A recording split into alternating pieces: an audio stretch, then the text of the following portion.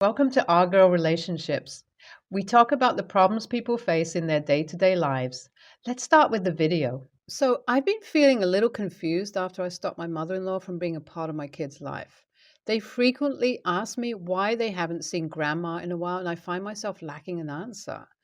It's not like I don't know what to say to them, it's more like I don't know how to explain to them the complicated relationship I have with my mother in law, ATM. But lately, I've been rethinking my decisions, and finally, I've decided to write this post. You all can let me know whether what I did was the right thing or if I'm just an a hole. So, I'm a single mom who works quite long hours to sustain my family. It's not like if I work less hours, I won't be able to survive with my two sons. It's just that I work extra. So, instead of giving them just a bare minimum life, I can give them a life worth remembering. I don't want them to feel lacking in any aspect, and if it's in my power, I give them as much freedom as I can to make choices without feeling any responsibility of thinking about money. That's not to say I don't teach them to be responsible. Trust me, I'm raising two perfect gentlemen. Anyway, with how much I work, my mother in law frequently visits to keep an eye out on the children. One is 7 and the other is 5. She takes them out for meals and such. One day, when they returned after a trip to Wendy's, she told me she's been planning to move to another country for a while. I was surprised to hear that out of nowhere. I asked her if everything was all right and why she was suddenly planning to move. She said it's not sudden and she's been preparing for this for a long time. She already signed a lease for a house and that it'd be like a nice vacation for her. I told her that I'm happy she's going to relax and that she deserves to take a break after how much she helps me around with the kids. I told her that she shouldn't worry about anything on my side and that I'd be happy to visit her with the kids once every few months so she doesn't miss them. That's when she told me there won't be any need for that as she's planning to take the kids with her. It was shocking to hear that, but what was even more shocking was what she said next. Hearing her explain her reasons to do that was so absurd and unbelievable that I was dumbstruck and couldn't even begin to understand her intentions. She told me that while she was here, she was able to make sure that the kids didn't suffer with me. She took care of their needs and gave them everything they desired. She made sure they got a happy lifestyle just like the one their father had. That got me out of my trance. To think that all of this while I was thinking she's sweet to help me out with the kids while I work my ass off and that I could maybe lean on her. And all this while all she was doing was making sure I don't let my son starve. She really thought that if she wasn't here, I'd let them die. It was so absurd to even think that I had no reply to her words. Even after she kept going, taking my silence as my agreement with her words. She said now that she's planning to move for 2 years to another country. She'll take them with her and make sure they get a proper home and experience this world that I alone can't give them. They'd be getting a better education and living among different people that would help them develop much better. She said there's no need for them to only know this shabby town and that moving with her is the best decision for their lives. That's when I told her to shut her mouth. She thinks she can barge in my home and make decisions for my kids? I told her straight away that my sons won't be going with her, and as she thinks so lowly of the lifestyle I've provided for them and the house we live in, she can just get out.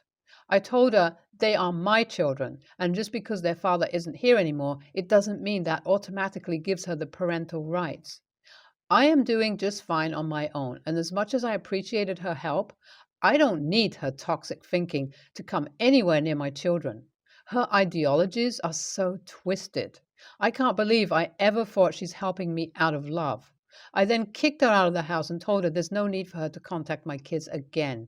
We'll be happy in our shabby lifestyle without her. Since then, I haven't let my kids talk to her. I have blocked her number and made sure that she can't reach out through any other way. I know my kids miss her and that her sudden disappearance from their lives would definitely impact them in the wrong way. But what other choice do I have? There was no way I was going to let her take my kids with her. I'm their mother and I want them to grow up around me. I get only a few years of their lives before they grow up and start living on their own. So, does this make me an a hole? Am I being selfish in not letting them go with her or communicate with her?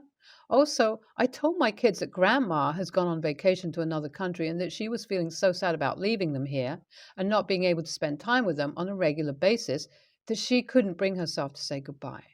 I told them once she returns or once they grow up enough to travel on their own, they'll be free to go visit her. I made the excuse of the town she'll be living in not having a good cell service for the lack of phone communication, but even my kids are sharp enough to know that I'm not telling them the whole truth. Honestly, I don't know what else to do. How do I proceed with this? I can't tell them the truth. I can't allow her to be in their lives. I can't let them go. Am I really being an egotistical person trying to handle things on my own?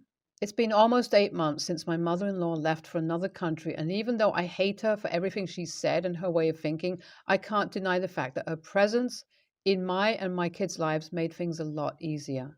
I've been spreading myself thin trying to make sure we are financially strong enough to not think about small spendings on trivial things, and making sure that I spend enough time with my kids so they don't feel left and alone and rejected.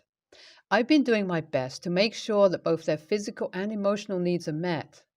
My mother in law keeps trying to contact me. Initially, she called me twice or 3 times a week. But now, after months, her calls became more infrequent. But I still get her texts regularly. She asks about the kids and constantly urges me to rethink my decision. Some days I'm actually so exhausted from everything that I do wish that maybe I should have let them go. Does that make me a horrible mom? I mean, which mom would even for a second think of letting her kids go away from her?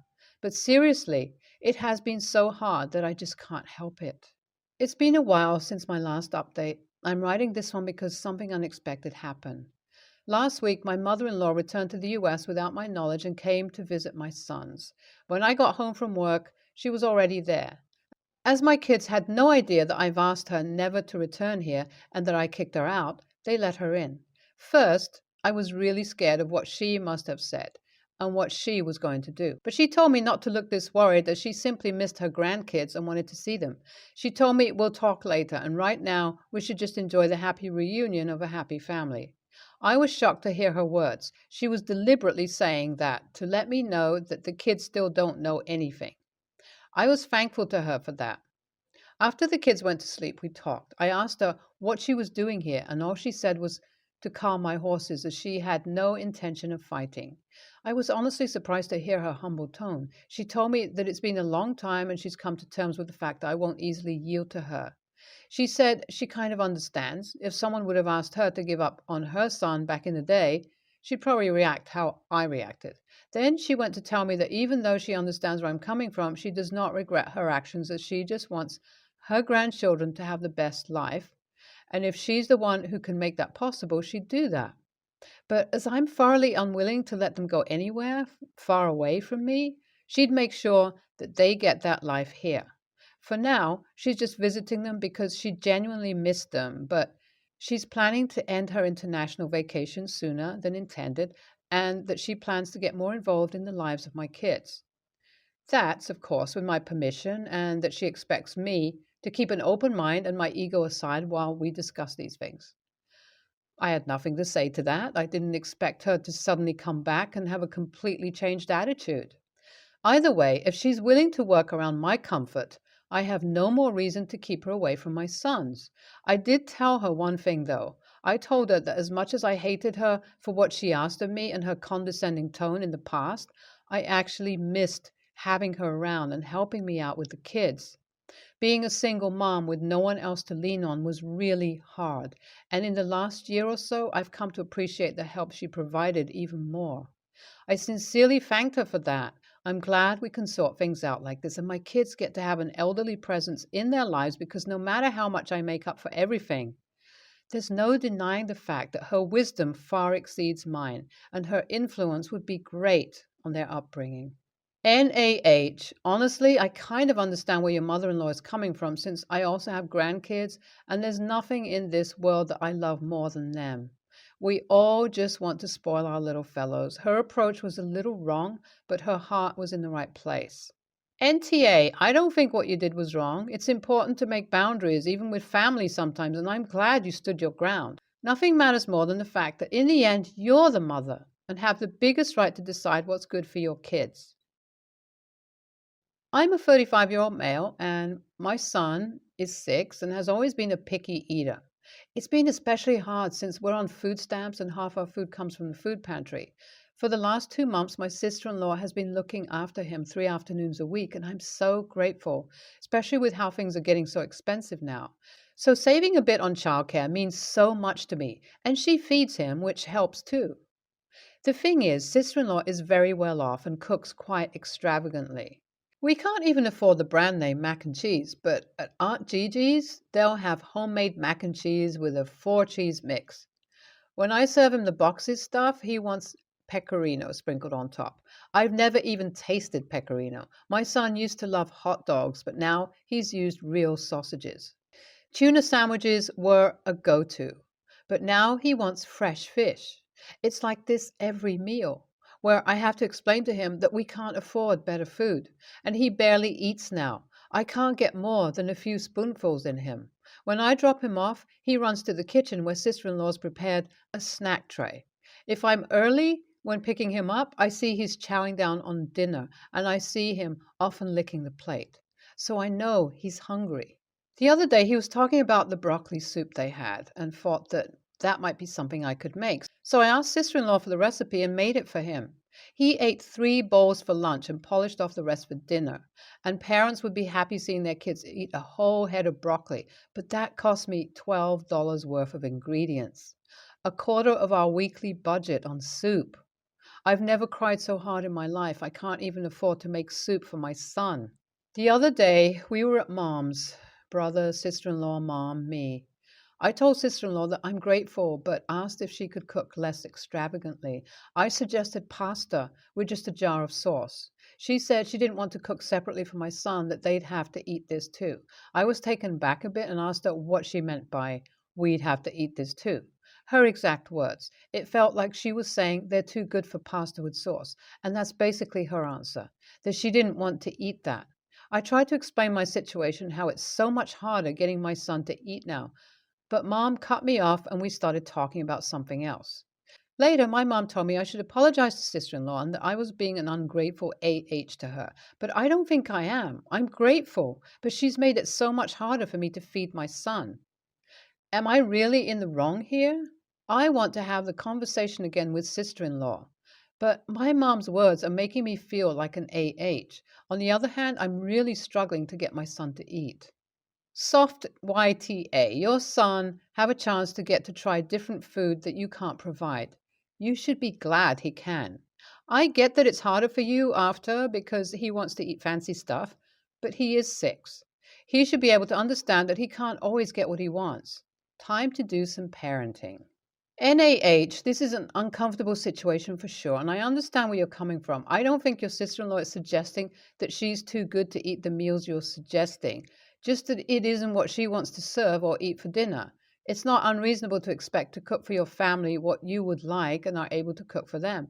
I don't think it's unreasonable to ask her to change their habits to accommodate your budget, but I don't think it makes you an a-hole. Your son will survive eating extravagant meals some days and less expensive meals on other days. I think the primary issue is not what he's eating, but how that is making you feel. He could certainly stand to be more grateful of the food you're providing him, but you should also keep in mind that kids can be stupid jerks because they have no context or experience. Picky eaters don't eat the meals your sister in law is making. He'll just get hungry and he'll eat eventually. Don't give in. Maybe make him special meals every once in a while, but don't let your pride sabotage this childcare opportunity of your food budget. I'm a 34-year-old male in a situation where I feel like I'm right, but some friends and family feel like I'm in the wrong. I truly don't think I'm in the wrong, so I am looking for some unbiased opinions and answers. My wife, Elizabeth, died when my daughter, Davina, 10, female, was born. I decided to name her the middle name of her mother in honor of her. My current wife, Natalie, 34, didn't know this up until 2 weeks ago, until a cousin accidentally slipped it out. It's important to add that Natalie does get jealous of Elizabeth from time to time because Davina knows that Elizabeth was her bio mom and has pictures of her to remind her. Me and Natalie are expecting, so now she is hung up on naming our daughter Natalie. I understand that she is jealous, but I feel like she is only trying to one up Elizabeth by doing this. I have already expressed my dislike for her doing this, but she brushes it off and says things like, If you love me more than Elizabeth, you would let me have this. At dinner with my family last night, she revealed without my knowing that the baby's name would be Natalie. I could tell that my family knew what she was trying to do and kind of just sat there awkwardly. I didn't want to embarrass her by saying anything directly, but when we got home, I told her that I'm putting my foot down and I refuse to let her name our baby that. She called me cruel and pathetic for still loving Elizabeth even though she's dead. I honestly didn't know what to say and just left. I'm currently writing this at my parents' house and seriously contemplating divorce. Me and Natalie are doing better now. We had a really long conversation last night about everything, and she did admit that she was jealous and felt like I did love Elizabeth more. She did say that she would work on it, and we are going to start doing marriage counseling. Natalie did also say that she understood why Davina has her pictures of her mom, and if she was to die in childbirth, then she would want me to tell our baby about her and show her pictures. I also showed her the comments on here. That's why we are doing the counseling. We are going back to the original name we had for the baby. Also, Davina does see Natalie as her mom and refers to her as mom or mommy. Elizabeth is Beth or Elizabeth to her. NTA, but your wife is jealous of your child and her dead mother, and that is neither normal nor okay. This woman needs therapy immediately. NTA, your current wife needs serious counseling. She's jealous of a dead woman and is actively trying one up your late wife and get you to prove you love her more. That is not healthy.